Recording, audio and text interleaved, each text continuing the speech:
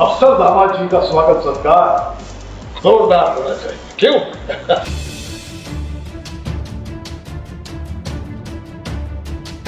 पति ब्रह्मचारी एपिसोड 259 में आप देखेंगे कि कैसे ईसा की दूसरी शादी के कार्ड छपकर सूरज और ईसा दोनों के हाथों में पहुंच जाता है, जिस पर ईसा वेट्स आकाश लिखा देख एक तरफ ईसा कहती है कार्ड पर आप किसी का भी नाम छपवा लीजिए, लेकिन ये ईसा सिर्फ अपने पति ब्रह्मचर्य की ही पत्नी है। वहीं दूसरी तरफ सूरज उस कार्ड को हाथ में लेकर के कहता है ईसा जी आप सिर्फ मेरी हैं, इससे पति ब्रह्मचर्य की।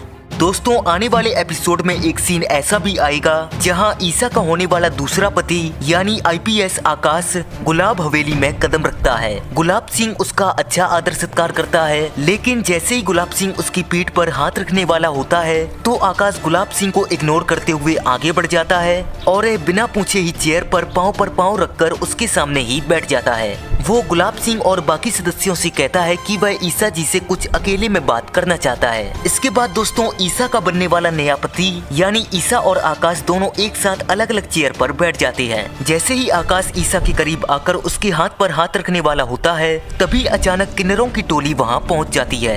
इस टोली में सूरज भी शामिल होता है जो उन्हीं के वेश में ईसा के घर में घुस आता है। किन्नर वहाँ ताली ढोल और गाते हुए ईसा की शादी की शुभकामनाएं देने और शगुन मांगने के लिए आते हैं। आकाश को उनमें से एक पर शक हो जाता है। उनके साथ नाचते नाचते अचानक आकाश सूरज के चेहरे से साड़ी का पल्लू हटा देता है, जिससे सूरज का सच सभी के सामने आ जाता है। इस पर गुलाब सिंह गुस्से से भड़क कर कहता है तू फिर यहाँ आ गया, और फिर वो सिक्योरिटी से उसे घर से बाहर निकालने को कहता है। लेकिन इस बीच आईपीएस आकाश गुलाब सिंह से कहता है कि जब हम हैं तो सिक्योरिटी की क्या जरूरत। फिर सूरज कहता है कि वो सिर्फ वहाँ ईसा की शादी में मदद के लिए आया है, ठीक वैसे ही जैसे ईसा ने काव्या की शादी में शामिल होकर मदद की थी। दोस्तों इस पर ईसा तो सूरज से इसके लिए साफ इनकार कर देती है, लेकिन आकाश इसके लिए तैयार हो जाता है और वह सूरज को उसकी शादी में आकर शामिल होने और नाचने को आमंत्रित कर देता है।